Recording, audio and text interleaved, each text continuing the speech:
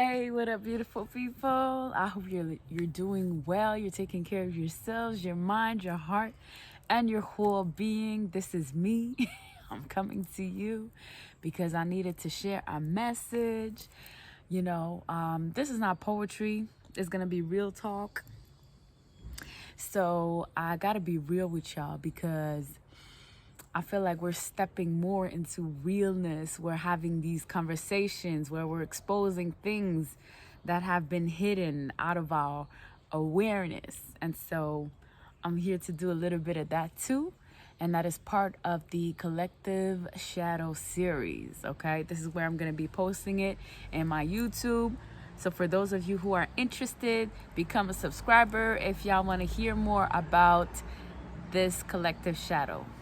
There's the individual shadow. That was my first series where I've talked about my personal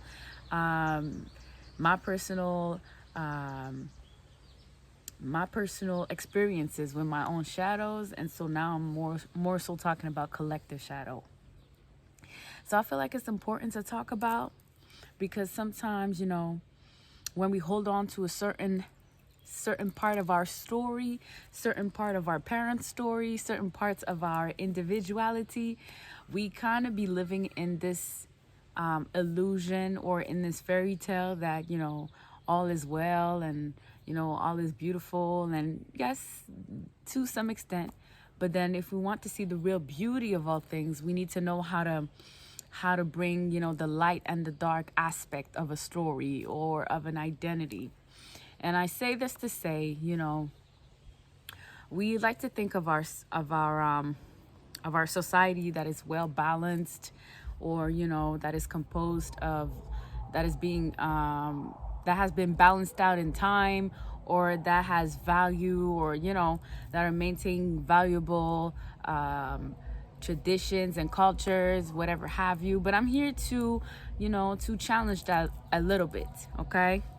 So I'm going to be talking about how politics played a major role in immigration, especially immigration abroad. Okay, we're living on a land that I'm talking about Canada here. Okay, there is the indigenous name of Canada. We are occupants of that land, whoever you are who is residing on this land, okay? And as you being an immigrant on this land, we need to know how and why those political agreements were made with our countries, with foreign countries, and why were the van of immigration even actually opened up to receive different types of people and to populate these spaces, right, in which we're living right now. So we need to think about, okay, when it comes to immigration, not in the early 2000s, not even in the early 90s, but if we go back in the 60s, and now I'm just going to close the gap a little bit more as it pertains to Quebec, okay, the region of Quebec where I'm actually residing right now. We need to think about how this history was built upon, like how the nation came about. And if you know the story of Quebec and how it was French settlers that came here and they were fighting off the land with English settlers, and they met with a lot of resistance for their nation to settle on this land. And so they came to some sort of conclusion or agreement. And then in the 60s, that's when the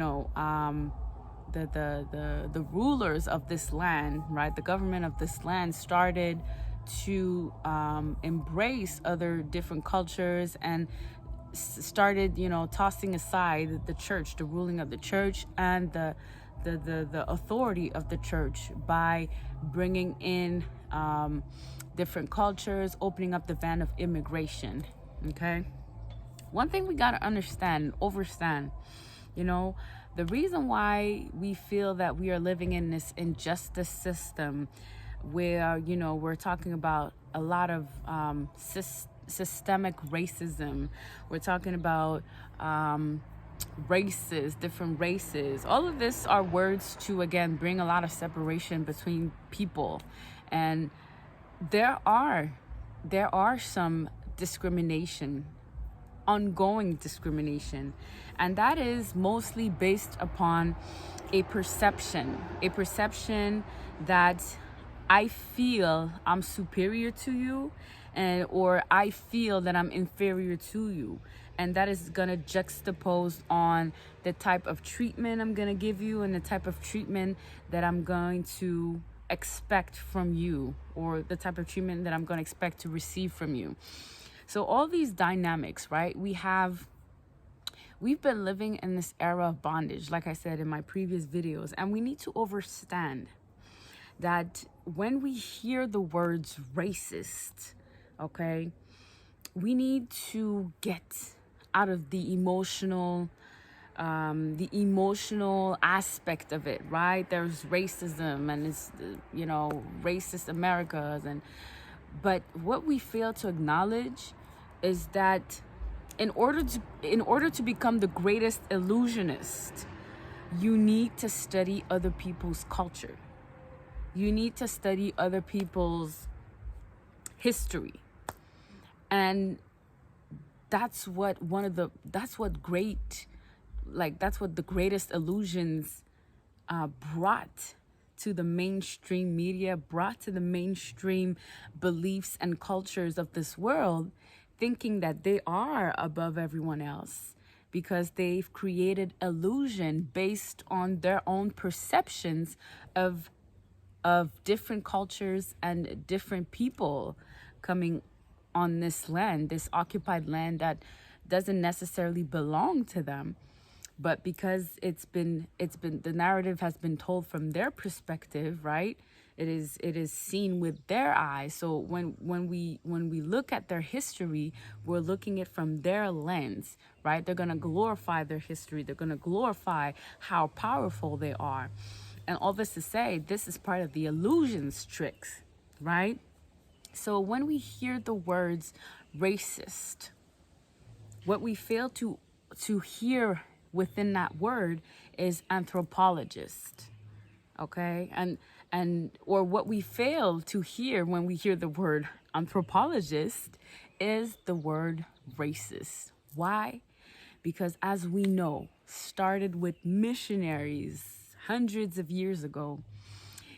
They've had people, the greatest illusionists of this dying world, had people through religion invade different spaces of the world, coming with this new word, bringing some sort of virtue or some sort of belief or some sort of faith disguised in studying a people. So big anthropologist, when you hear the word anthropologist, what does it mean? It means studying of human nature. I checked the word or the etymology of the word, and it means speaking of the man. So when you have hundreds of anthropologists being sent in various regions and parts of the world, they're not there just by coincidence, or we would want to think that they're there by coincidence. Even when we look at different YouTube stories where we hear, I've married, when we hear this Caucasian woman saying that she married this man in Kenya, we might think that, yes, there is this genuine attractive towards Kenyan men, and that's great. But what we fail to recognize is a lot of the greatest illusionist game plan is to infiltrate people, is to disguise with love and compassion and settle in these different regions of the world to study, to write down what is it about those people. What are their strengths? What are their weaknesses? What do they value most? How do they raise their children? How do they cope with stress? How do they survive in this type of geographical region, in this type of environment? How are they How are they in connection with their own nature? So all these things are being studied by racists disguised under the title of anthropologist. And racist, again, I'm going to take away that negative connotation. And just as a journalist would, racist is the study, or is someone that studies the different races. Races, we can say human groups, but all in all, it's to say that we should all be racist. We should all be thriving to become anthropologists. We should all want to take interest in knowing the different people with who we are living, with who is living in our environment. Right? We should take interest in who is our neighbor. We should take interest in the type of people who we've got accustomed to living with. So let's say, for instance, I'm living in this part of the world in Quebec, and I'm surrounded by Caucasian people, but I'm interested in their story, in their culture. Why do they behave the way they do? Why do they feel somehow, like, I want to understand the behavioral patterns behind them, behind the way they are, behind the way they talk, the way they eat, the way they want to collaborate or not with others, the way they're closed up, the way they are in their own environment. How are they dealing with their environment? Like, I want to know these things. And by me shutting down that aspect of me of curiosity, I don't get richer by not knowing who are my neighbors. And the only difference, anthropologists or racists, undercover racists, what they will do is utilize the data to know how to control the population better, right? And then again, illusionists, we think that, they sit down and they summon demons and they summon all these things. Yes, they utilize the environment, they utilize the cycles of the moon and the earth and all the elements. They use elemental magic and all of that, but there's a lot of psychology behind it. Illusionists of this world, this dying world, do come up with projections in time of how placing different missionaries or racists or anthropologists in certain part of the world, dedicating their whole lives, or maybe dedicating a whole generation of these types of studies to see and collect data on a purpose of knowing better people. What does that do over time? Well, then it creates sorts of agreements, political agreements to immigration. Okay, and we need to get that right. Like, if we've, like, here, I'm staying here in this part of the world in Quebec, and I can say that my parents came over here, right? Because this whole notion that the situation in my country was very unstable in the 80s due to a dictatorial government. All the things that are created in the world all have purpose. They're not just created out of nowhere. They are not just there to be, like, there are repercussions to this. And illusionists of the dying world knew this. And that is why they studied people for hundreds and hundreds of world in different parts of the world.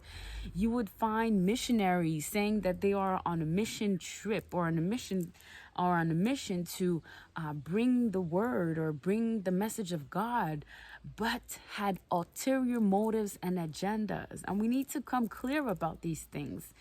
There are no religion, like, especially one of the monotheistic religion, who were genuinely trying to live in a balanced way with different types or different tribes. They all had ulterior motive to have their religion seen as the best, or to have a more conquering religion or conquering faith. So when we get this notion, we get to realize that immigration was not just something that just happened with a snap of a finger. If I look at the story of Quebec, right? Quebec started, Quebec started to really get into their own revolution in the 60s. And that's when they started opening up the vans of multiculturalism, started opening up the vans of immigration to a lot of Caribbean, Haitians, a lot of strong heads who were coming and joining force to build their own nation, their own Quebec territory, or wherever they were occupants of this land.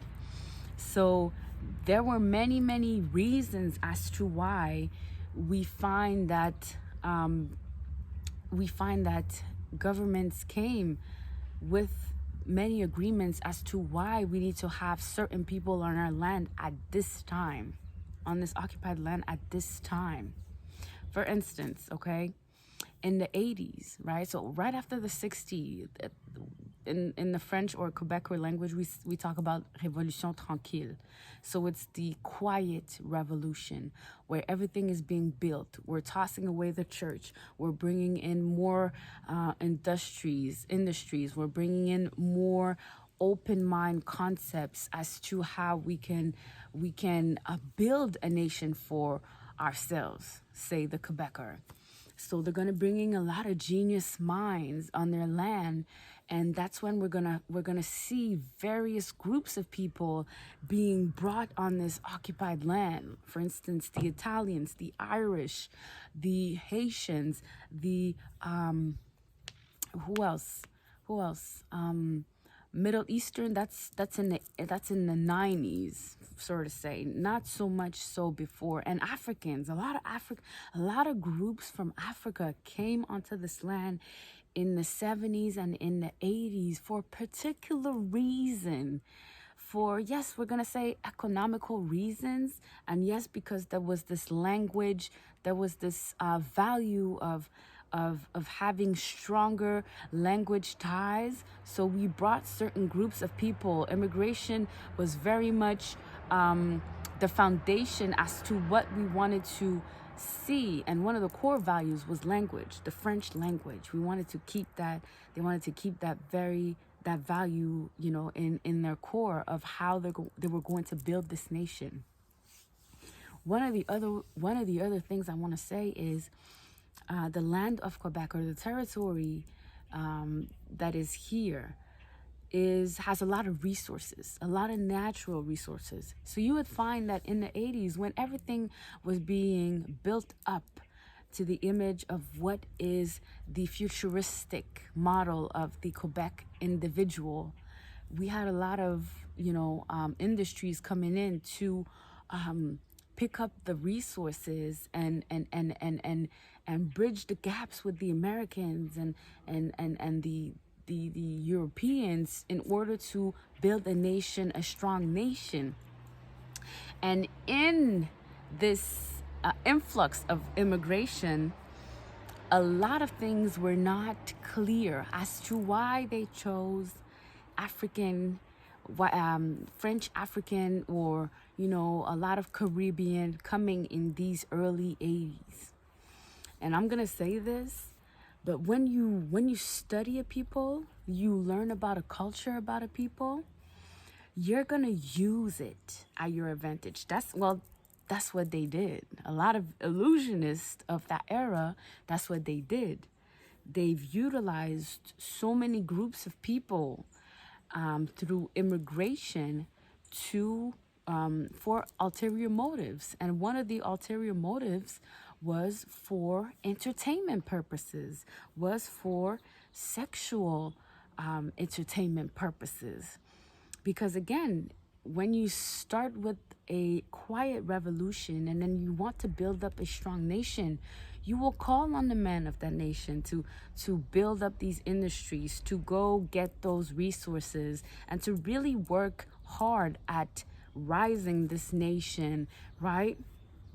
And so one of the things we don't really say, a lot of the influx of immigration of certain categories of groups of people that originated from the Africas, from the Americas, or the Central America, or the Caribbeans, a lot of it was for sexual purposes, and it is not talked as much, because when we look at how illusionists work, they extend, they just don't plan for like 5 years, 10 years ahead.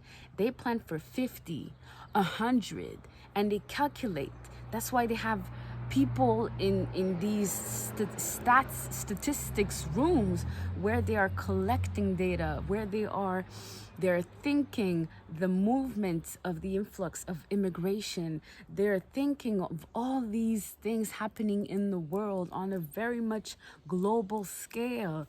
And they are thinking of how this influx of that specific group of people coming here is going to affect on a longer term, not on a short term, on a longer term, 50 years later, 100 years later.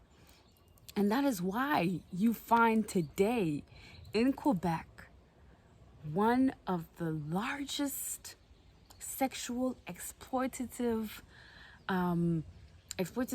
market is here, right?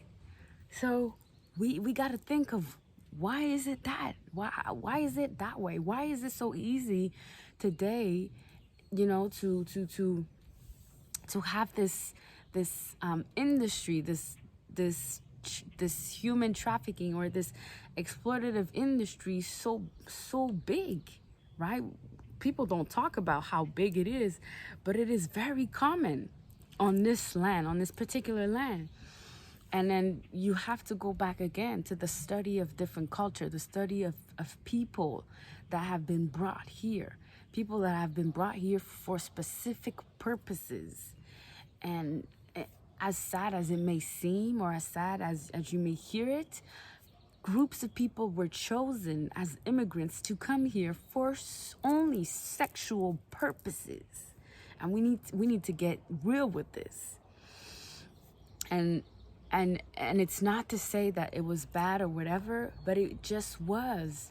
Because when you have racists disguised as anthropologists coming into your space and onto your land, studying how, different dynamics between man and woman, what are the men upholding as valuable in their society, in their culture, in their tradition, they found that sex was a commodity, or sex was very much something, was a tool, and is still a tool that is, and then I don't want to say this, but it's very stereotypical of Black people, right? When it has become so much so a stereotype that they started identifying these groups of people as excessively sexual. They didn't get it from their imagination. They've gotten from their own studies of collecting data. For them, is overly sexual, right? Because they are comparing, again, their groups of people and their data in comparison to what they've collected from these other groups of people. So when we hear stereotypes, this group of people from this continent, okay, what can you say about them? Well, they value this, they value that.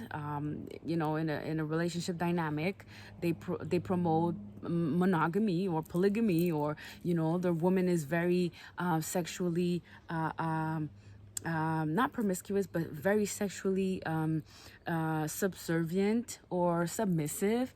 Like, they study these things.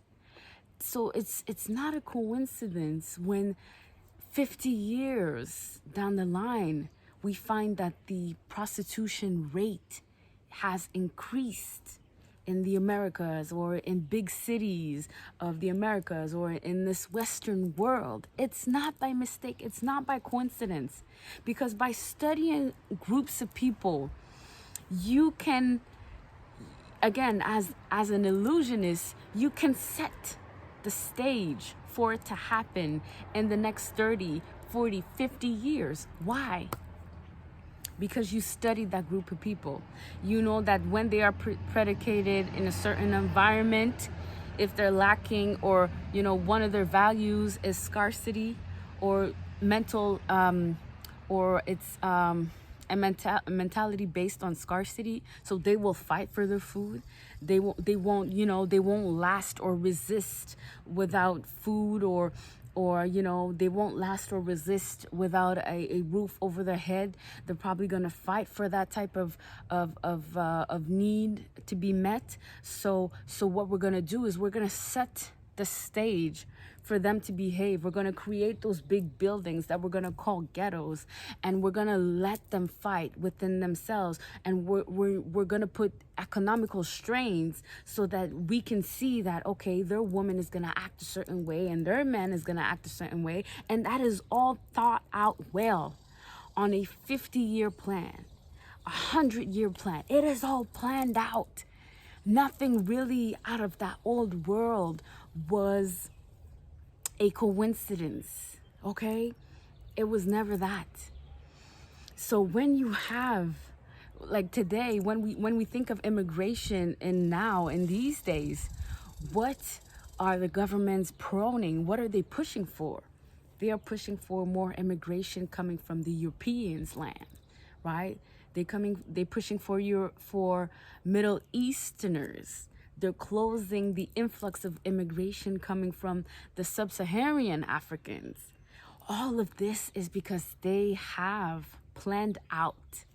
They've set the stage for what had to come 50 years prior, and they probably aren't happy with the results. Because, again, you can set the stage, you can plan ahead, you can study a group of people, but there are certain factors that you might have not take into consideration that might surprise you. And I think that a lot of people got surprised, especially those that plan ahead got a lot of surprises in those last maybe 10 to 20 years. So now that things are being reset, okay, now you're going to see different types of people being brought onto these lands to fulfill a certain agenda that isn't going to be the same that it was maybe 50 years ago or 30 years ago. So you're going to see a lot of influx of people coming from, again, the European lands or the Mediterranean lands, a lot of influx of people that are French speaking or maybe bilingual. So all these things are not coincidental. When you think of, no, let me stop it there. So all of this to say, okay, when you hear I am an anthropologist, read between the lines. This is a person that studies groups of people, that studies lineage of people, that will base their whole life studying a group of people. No wonder you will find sometimes Caucasian men and women in some very like bush places you would never think, right? Because they are there on purpose. Some of them are there because, yes, they want to escape a certain reality, but most likely they are there because they are there on purpose. So don't be fazed, or don't be in denial, or don't be ignorant about it. And they will disguise their game very, very well. Some will disguise under the form of NGOs, right? A lot of NGOs go into these, we say, third world countries, right? Again, it's all a question of perceptions. What is a third world country when you have a whole land of resources there? Okay? So it all depends on the type of planning that people have. So when you hear about anthropologists, you're really hearing a racist, someone that studies the race, the lineage, the human, not only biology, but history, the people's story. And they will have documentation, they will have data that will influence how that group of people is going to be perceived in the next 10, 20, 30, 50 years from now. Like, this is already planned out.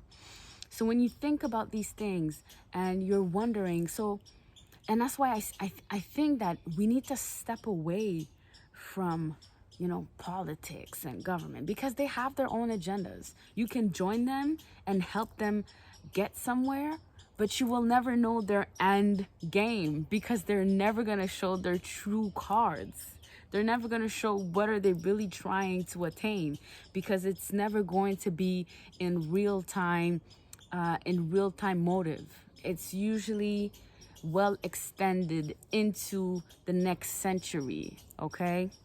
So that's why we need to step away from, upholding so much so governmental power or governmental authority. Yes, we need them to exercise certain liberties. Again, even that can be very debatable, but we need to start thinking for our own. Okay, if you are on this foreign land and you're thinking, okay, so what am I supposed to do now that I know all these things? Well, think for yourself. Where do you want to be? Start planning for yourself. Start planning a legacy that's going to be representative and reflective of your own sense of authority and your own sense of power. Okay? I don't know. I'm just listening to that bird. So all this to say, guys, we are slowly but surely stepping away from these old paradigms, okay? These old paradigms based on lies and deceit. We are slowly stepping away from those, and we need to start thinking with our own minds of where we want to be, where do we think, what is valuable to me, and then start crafting a plan that's going to be reflective of that. If not, someone there, some illusionist out there is already crafting a plan for you. So if you aren't doing, or if you're not exercising your own power, someone else will use your power to exercise and plan and craft their own agenda. On that note, guys, be well, stay safe, and I will be coming with another video. Peace.